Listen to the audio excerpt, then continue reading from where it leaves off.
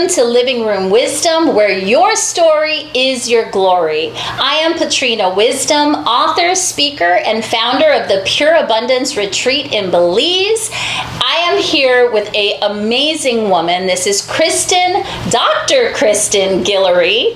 We're out here in Miami, so of course we've got to have all the color and excitement. Yes. But Kristen is with K.S. Guillory Enterprises, and we're really excited to jump in and share who she is, how she's contributing in the world, and much, much more. So first off, welcome. Thank you so much for taking time out of your day, driving, I think, an hour and a half to get here from Pompano. You know what Pompano? Pompano. But I didn't know either at first. Papa did do, and then Papa did know. Okay. I'm excited to come visit, by the way. I'm super excited too. looking forward to that. Have a little You've plan really for talked you. it up. Okay, good. Yes, I love it. She has a plan for me. I'm Yes. always the planner. Anywho, when we get started here, I want to find out first off who you are, right? Who is Kristen Guillory? Yeah. Dr. Kristen Guillory. Yes. Oh, we go? Yes. Oh, yeah. All right. My bad. Yes. Okay. So I am from Dallas. Okay. I'm the oldest of three. Yes. I recently relocated here to South Florida, or Pompano Beach, to set my life up as a vacation. I remember that. Yes. So the beach and sun are really beneficial for my mental health. And I always, when I would travel, because I solo travel a lot, so when I travel, it would literally be to go to the beach. And I decided, wait, stop escaping to the beach and just relocate. Yes. So I went to college in Texas, graduated with degrees in social work and counseling, was a professor for 12 years, left that position in August of 2014, step of faith that I did not want to take, because being an entrepreneur was never like a goal for me. And I would not change it for the world. I love what I get to do. I'm a speaker coach. I help people monetize their message. I help people walk in freedom of who they are. And the most important title, so we talked about doctor and we talked about Pompano. My most favorite title is I'm an aunt. Oh. Yeah. Amazing. Of how old? So I have 4 nephews. Oh, okay. 4 nephews. And my voicemail is still, so my oldest nephew is 12. Yes. My voicemail is my oldest when he was 3. And it's still my voicemail. Even though my family got me, like Wanye from Boyz II Men are my favorite group, and they got Wanye to sing for me for my birthday. And they were like, you going to make that your voicemail? Yeah. I don't know. I want my nephew. You still wanted your babies in there. So those are your babies. They are. Oh, I love that. That's amazing. So that really says a lot about you. You're a nurturer as well, it sounds like. And you're very family oriented. I am. So is your family here in Florida, or is your family back in Dallas? So I have family most families in Texas. My sister and my nephews and brother-in-law, they live in Atlanta. Do you have anyone here? Friends. Okay. So you've created your own soul family here. Kind of. Starting to. Because when I first moved here, I really just wanted to get acclimated to the environment, because my clients live everywhere, and so they would come in and visit. My friends would come in and visit, and I was like, I don't really need to meet new people yet. Yes. Now I am open to meeting some awesome, and I have. Creating some community here. That makes sense. Yeah. Well, if you talk to me, look, after our experience on Monday, you might have a new neighbor. I don't know. Come on. Come through. I definitely have entertained living in Florida, Miami, Tampa, these different areas quite a bit. And California just has a clutch on me, though. Like, there's just something about it, even though I definitely pay the sunshine tax. How long have you been?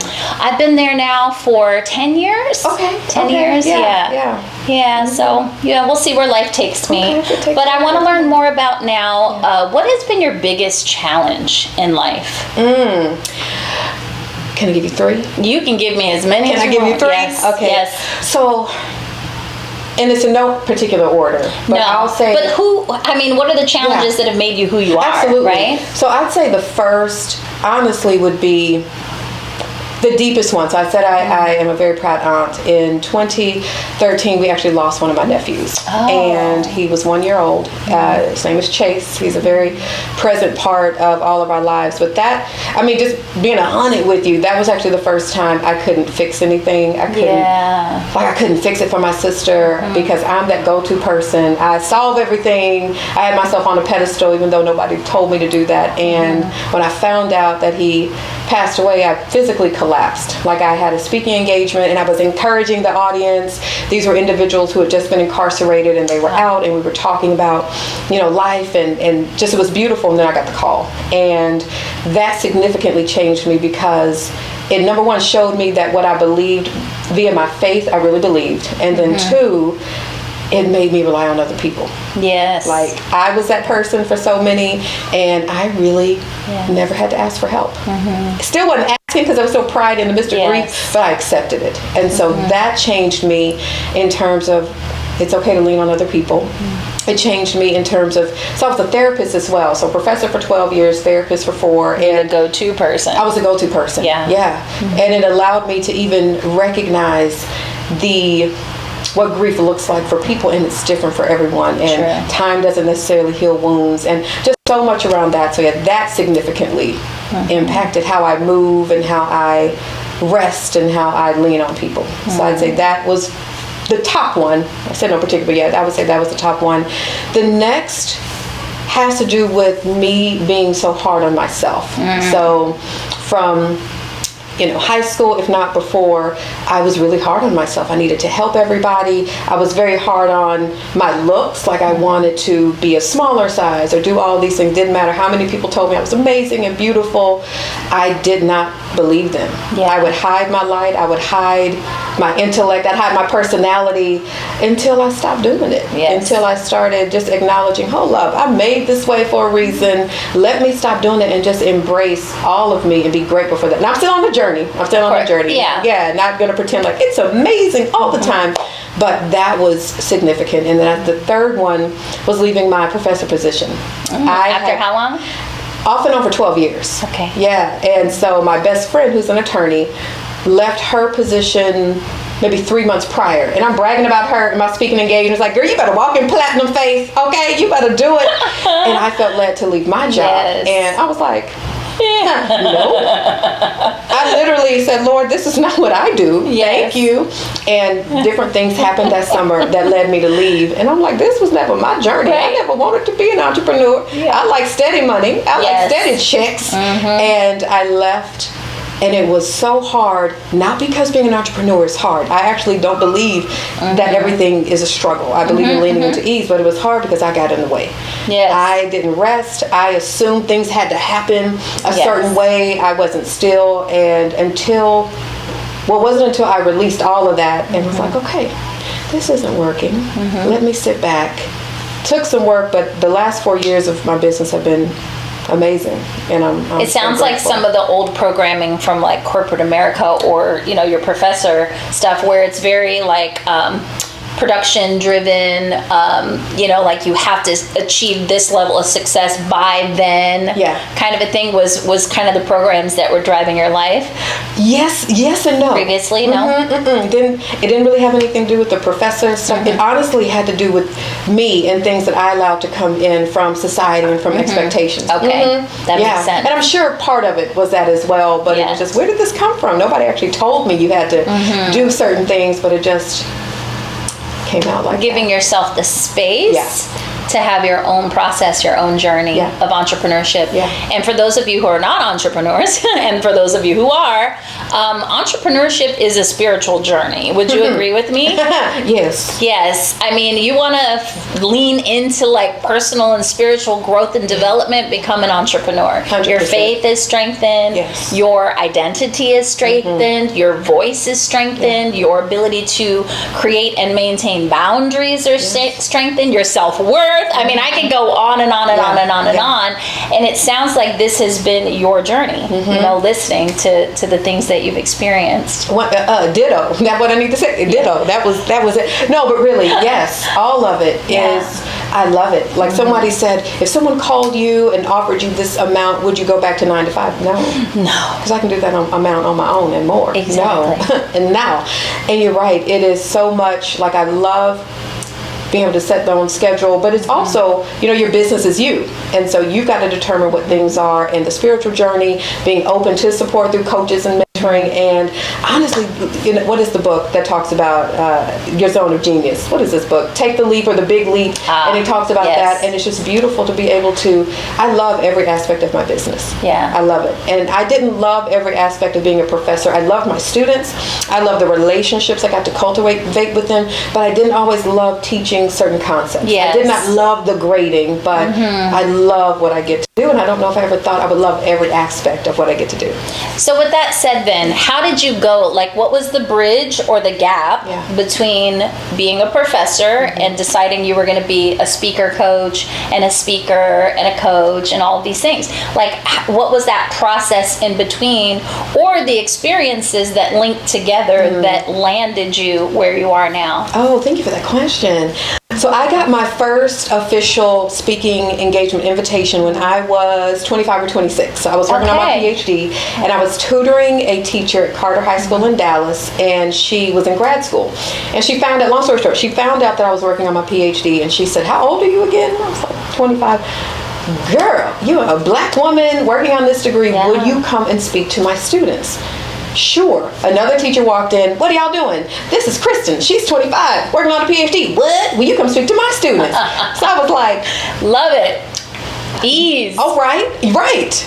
I was like, yes." So in 10 minutes, I was invited to speak to 300 students. What? And I put together my first official presentation called Houston, We Have a Problem. And look, this was back when it wasn't as easy to create like Canva and PowerPoint presentations. So this was, I had to embed the songs with each slide. Like it took me maybe 14 hours to create my presentation, but I was so proud of it. And I wanted to do something so great for these students. And we did that, and literally that topic was, I think I led that topic maybe 30 times over the next 2 years. And it just kept happening. And I'm like, I never set out to be a speaker, but okay. Speaking chose you though. It chose me, okay? It did. Even when I was a grad student giving presentations, I would always have a student say, "How did you do that?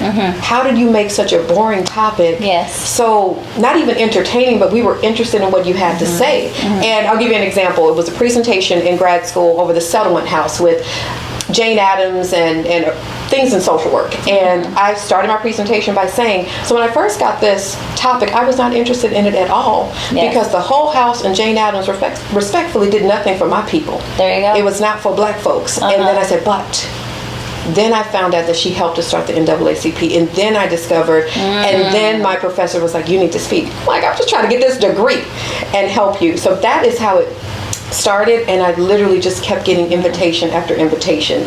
Then I got the first invitation to provide professional development training over, I think, diversity or communication. So I just kept speaking, and I decided this probably needs to be a business. I need to come up with fees. I need to come up with the structure. I need to do all these things. So that's the speaking. I've been speaking for about 16 years now, and I've spoken a lot of places. So the speaker coaching, get this. So I'm sitting on my couch in January 2018, and I felt that for me, I felt the Lord just started downloading things, and I picked up a piece of mail because I didn't have time to go get my journal. So I picked up a piece of mail, and I'm literally writing everything that I think I'm supposed to do for like speaker coaching. And I'm like, speaker coaching? I don't want to be a speaker coach. Even though 2 of my coaches were like, "You need to do speaker coaching. Wow. I want to do purpose coaching for women. I want to coach black women working on PhDs." And they were like, "That's great. You'll do great at all of them, but speaker coaching, I really feel that for you." Okay. And I think a month later, I announced my first speaker boot camp. That took place in April of 2018. It sold out, and the rest is literally history. And I had no idea. And I'll tell you, my favorite part of this is, one of my gifts is the ability to help people heal wounds, which I know you have that gift as well. And I remember just in prayer and journaling thinking, things are going really well with my speaker coaching business, but I'm not helping people heal wounds until I realized, oh, but yes, I am. That's what I was about to say. You totally are. I am. Didn't realize it. Speaking is the #1 fear that people have. Right. Like, I think next to death. It is, correct. It is. Right. Like, y'all, can I tell you my theory why I think it's the #1 fear? Yes, okay, please. Here's why I think it's the #1 fear. I specifically for women and women of color, I think it's the #1 fear because type of speaking or speaker frameworks that we've been taught or we think we should use were not created for us. Right. And we try to fit ourselves in these boxes that dismiss our essence, dismiss our culture, dismiss our swag, and I think that is a fear because I've seen people like behind the stage, hey, how you doing? I feel good on stage. Right. Mechanical. Correct. Yes. And when you were telling your story about how you bridged from professor to speaker, that was what I got from you, is the reason that people were asking you to speak and the reason that this business created itself in a very organic and easeful way is because you showed up in your authentic being with your authentic, unique voice. Yeah. And your content was relevant and on point for what it is that you were supposed to be communicating, but the way that you showed up, your energy, your presence, your essence is why they were like, I need her to speak, right? Right. So I had that experience for the very first time and decided this is part of my purpose speaking is when I first saw Lisa Nichols speak for the first time. That was the first time that I saw a representation that looked like me, sounded like me, had grandiose energy like me. And I was like, oh my gosh, like she is me and I am her. And so I love that you're representing in this way because recently I've been really paying attention to representation. Like it just wasn't a big deal for me ever, even though I'm a black woman, I'm 6 foot tall, all of these things, I never quite fit in. I think I've kind of always been okay to a point with not fitting in, even though I still had tendencies to hide. But as we see more women like yourself stepping into their power, stepping into their voice, right? All of these things, it just gives everyone else permission to do the same. And so thank you for your work in that respect. And then being able to actually transfer that skill to others in that educational realm. Part of the reason I never went into college is because I thought it was going to be really freaking boring. I was like, I loved sociology. I loved psychology. I hated every single other aspect of college because I just wanted to go to sleep. I was like, they are not talking to me. Right. Right. Thank you for saying that. And I appreciate you. And honestly, what you just said, I had no idea of that at the time. It hit me years later. Like, why do people keep, showing up as who we are? Isn't that powerful? Like literally, 100%. Just showing up as who we are is powerful in itself. And you're right, as a professor, my method, so here's a little secret, my method of teaching and being a professor is actually the opposite of what I saw. I was in school for 800 years, right? I have all these degrees and 800 years. And my professors, not all, but most were so boring. And not that we need to know everything about you, but we knew nothing about them. And I remember how I felt as a student. And so I taught my first class at 24, and I remember thinking, I'm in school and I'm teaching. I don't want to feel like how I feel as a student sometimes. And so let me make this class engaging and interactive. So we would do poetry slams and dance battles and talk shows, and we would dance on the first day of class all the time, some salsa, merengue, bachata, and I would mess them up because they would say, oh, she's so cool. Oh, but you give a lot of work. Yes. But you earned their respect. Oh, 100%. And they could relate to you. They had a connection. So they probably also worked harder and wanted to do better for you first, but then eventually themselves. And that's where that transformation lies. You better say it. You better snap. Okay. Yes. No, seriously. They did. One student, I remember saying, Dr. Guillory, it took me 9 hours to get this assignment done, but you got it done, didn't you? I mean, I did. Well done. There you go. Building a level of tenacity. Absolutely. And what I love about what I'm hearing also is that there's a lot of people who can do things well. There's a lot of people who have gifts, who have talents that can show up and like, wow. But to be able to then kind of document the steps or the formula for what it is you're doing and be able to transfer that, I think that's actually where the real power in what you do is. Like I would never be able to teach how I show up on stage other than like, be yourself, girl, be authentic, like, flash your boobs if you want to, right? Like, probably not what they want to hear. Well, wait a minute. So we were talking about attire during one of my coaching sessions, and we were talking about undergarments and things like that. And I said, hey, ladies, you may want to do this and this. You don't want to be see-through. Unless you do. Yes. Unless you do. If you do, unless it's part of the brand. Unless it's part of the brand. Do you think? Okay, so maybe. Yeah. But that's a part of it. Yes. To just show up. I've had so many of my clients say, I forgot who I am, or I have forgotten to show up, and I'm like, it's so good, I got you. And so I love it. So when they'll do testimonials and work together, they'll often say, oh my gosh, I am free, I'm who I am, oh my gosh, my family is different because of Dr. Guillory. And I'll say, thank y'all so much. But can you say I helped you make some money too? Yes. Do you want to mention that? But I get it, because they're like, yes, you did. You did help us make money, but the freedom. Like when people say, it's the freedom for me. Sell them what they want, give them what they need. And really you're in transformation as well. Yeah. I love it. 100%. Oh, yes. All right. So tell me then how this work has transferred, like that transformation that you bring into your work, how is that transformation transferred into your personal life and those that are kind of more in your circle, like beyond your students? So, and it's a combination of a couple things with the work and even before that. But one, my self-care is non-negotiable. Yes.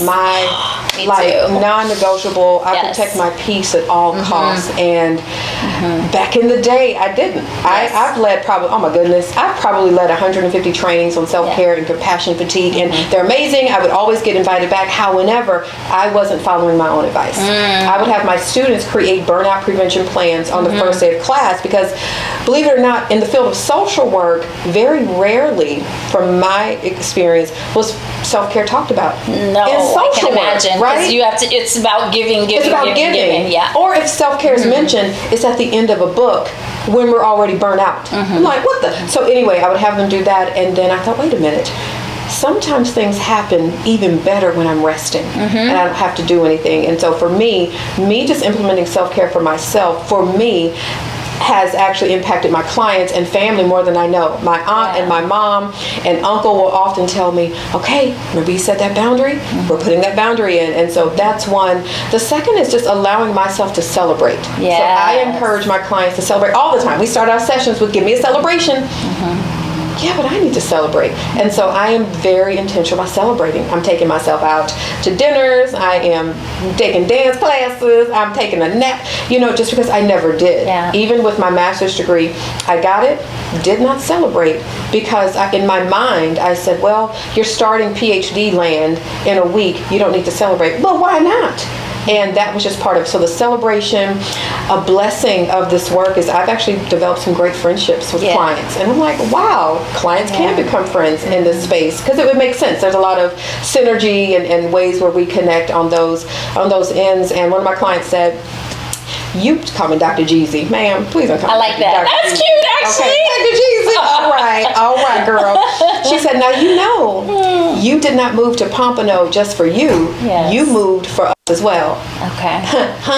And I get it, because I don't always have to be on every time or for everyone, but if I'm led, I can invite you to stay with me for a night, and you go to the beach that's right across the street, because I know the healing power of the ocean and things like that. So I'm much more confident than I was 10 years ago. Like, I'm extremely confident in who I am, who I've been created to be, my abilities. Almost like you might think it's a little cocky. It's not. It's not. No, there's there's no such thing as too cocky, in my opinion. I love it when people. I mean, cocky is one thing. Confident is another. Right. Yeah. And I would actually make the distinction that confidence is sometimes perceived as cockiness, especially from for people women who are less secure. Because there's really no such thing as cocky per se, right? So, so never ever worry about that in my presence, because I know who I am and I see who you are, and we are both fucking awesome. What? Okay. Again. But what I wanted to find out is, because it seems like you've had like quite the transformation and quite the evolution over the last 10 years, as you said.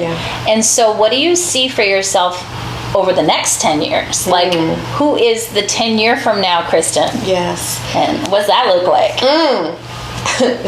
I mean, like all of it. So all of it. we will be, I mean, business will be huge, multi-million-dollar business if we're not close to just doing that. I will own multiple properties. I will just be in even more freedom. Like, that gives me so much life, to be in even more freedom, establishing grants and scholarships for women of color to do different things.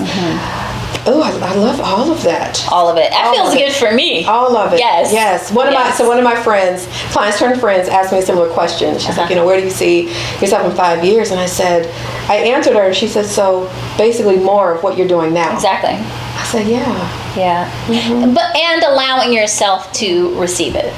Yes. Because I think that as women, we do get so caught up in the serving, which we are both serving in such a big way and holding such a big container for so many. Absolutely. And there is a tendency to cap our own receptivity. And so what I loved about how I felt, because I'm very empathic in a sense. I feel your energy, and what I loved about everything you were saying, it sounded great, but what I felt in my body is that you believed it.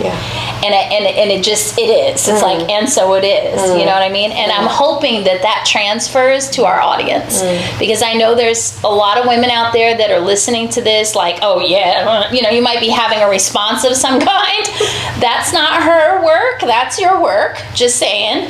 And let this be permission. Let this be an invitation to expand what you believe is possible for yourself.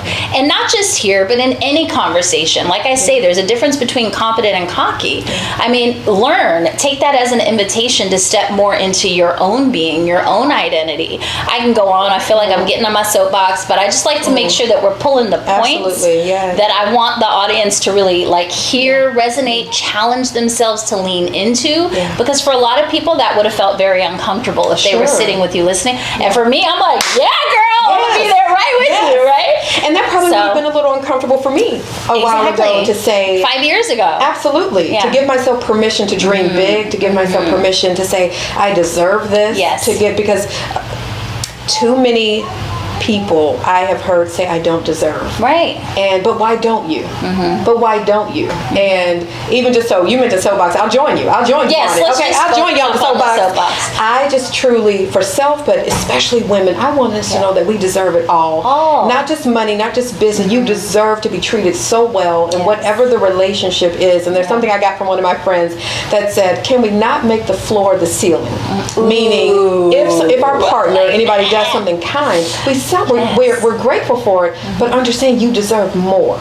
I just truly want to say, yes, it's great, but it's to be expected to me. To me, and we deserve. Well, and that's a new idea, if you will, or something new that we're embracing. Right. And I think it's because there are so many more women stepping into their power. I'm so glad. And you get to still be a mom, and you get to still be a partner, and so the whole structure, the whole archetype of what relationships have changed. Good. I love it.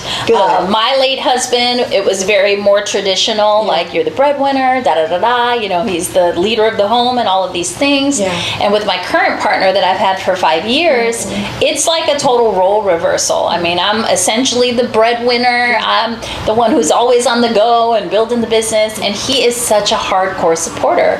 So there's this beauty in the divine masculine supporting the divine feminine. And showing up in their feminine energy without feeling like it makes them less of a man. Right. Because this man is so masculine, and we're like, yes, it's great. I get to be this more masculine energy in my business, and then come home and completely melt into my divine feminine, and it's beautiful. I believe that if we have the dream and desire, it will happen. And the community, the support. Absolutely. All of it. I do. If you believe that you desire that, you want that, be open to, and to your point, when you said be open, yes.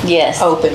Yeah. And that's a challenging thing, to be vulnerable, to be open, to risk being hurt, all of those things. And in any capacity, whether it's open to how you get clients for your business, open in friendships or romantic relationships, or open to how you might rest or get your money, just literally being open. Because I know for me, what got in my way at one point was me thinking everything needed to happen in this particular order or through this particular strategy, as opposed to, wait a minute, no, let me surrender the when and how, and just be open to how how it's going to happen or when it's going to happen. So yeah. And on that note, I think that was a beautiful closing word. If you didn't have paper and pen during this interview, I think you need to go back, press rewind, go get your pen and paper, take some notes, because there was some gems dropped today. And I thank you so much for being here, sharing your knowledge, sharing your energy, your spirit. I would love for us to have another conversation outside and in front of both on the camera and off. Okay. Yeah, for sure. And thank you for joining us today on another episode of Living Room Wisdom, where your story is your glory. Please go subscribe on YouTube, on Spotify, Anchor, Apple Podcasts, whatever your preferred platform is. We would love your support, and we look forward to seeing you here again next Wednesday at Living Room Wisdom. Namaste. I love you. Go make some big things happen. Thank you.